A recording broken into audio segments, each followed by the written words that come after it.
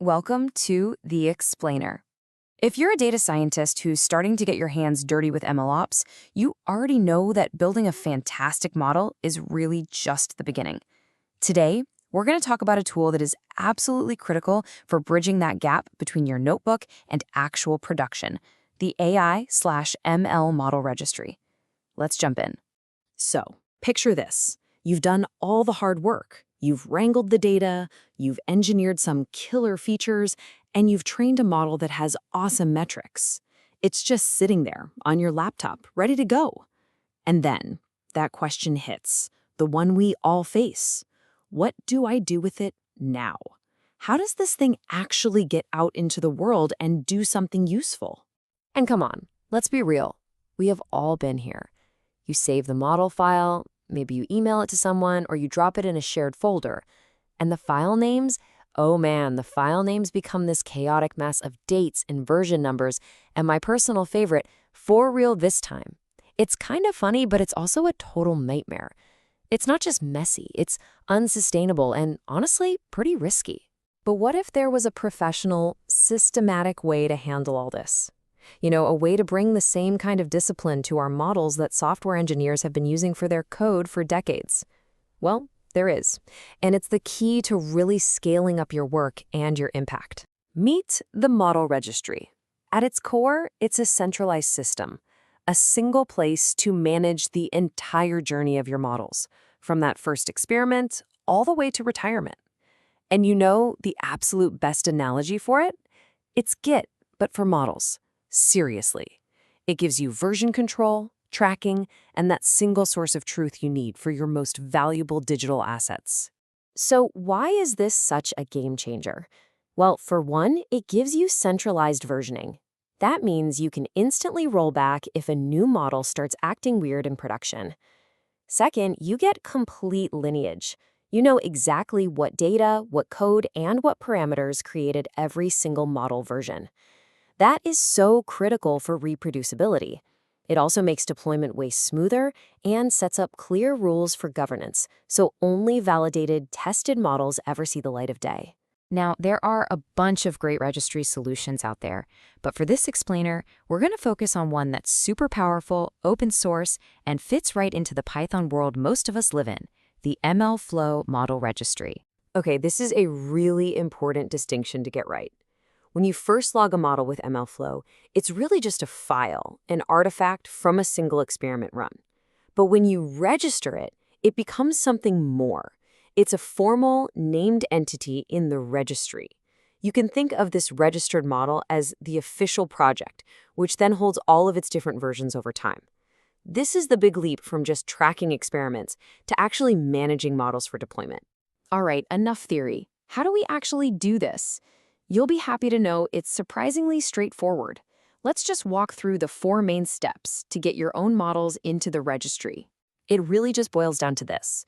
First, you initialize MLflow, telling it where your server is.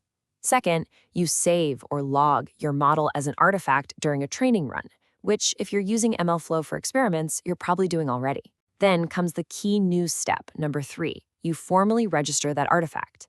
And finally, once it's registered, you can load any version you want directly from the registry to use in your applications. And this right here, this single line of code, is where the magic really happens.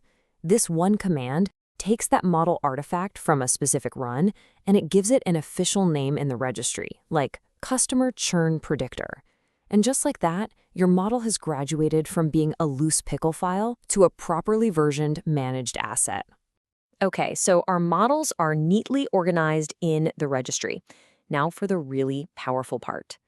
How does this totally change the game for deploying to production?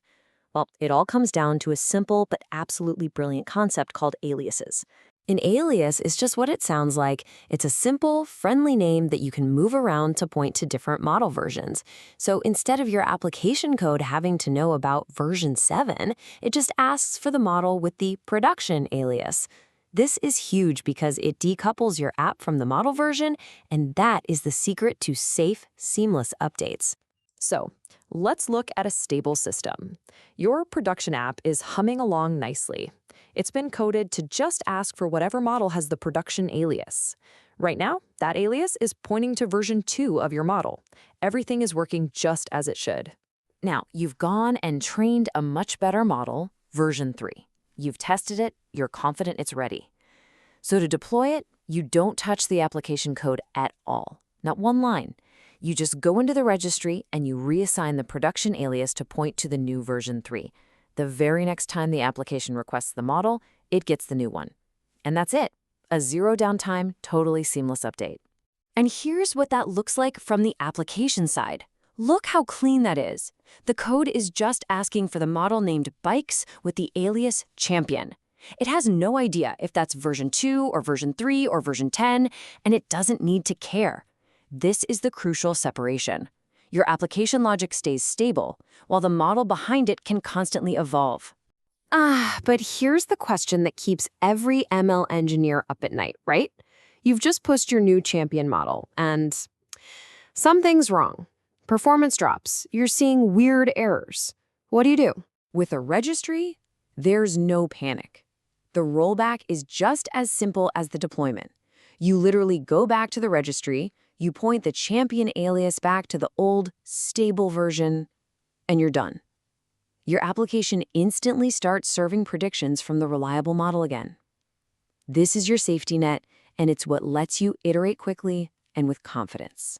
Okay, let's quickly touch on one more advanced trick that solves a massive headache for data scientists: how to manage all the code that goes around the model.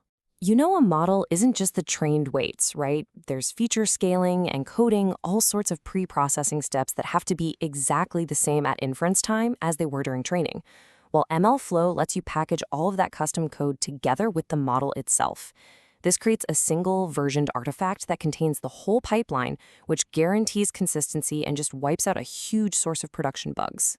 So, let's boil it all down. What do you need to remember? First, a model registry is your single source of truth. It brings order to the chaos of model files. Second, aliases are your best friend for safe, zero-downtime deployments and instant rollbacks. And finally, remember that you can, and you absolutely should, version your entire inference pipeline, not just the model, to guarantee consistency from end to end. Look, mastering the model registry is a foundational skill in MLOps.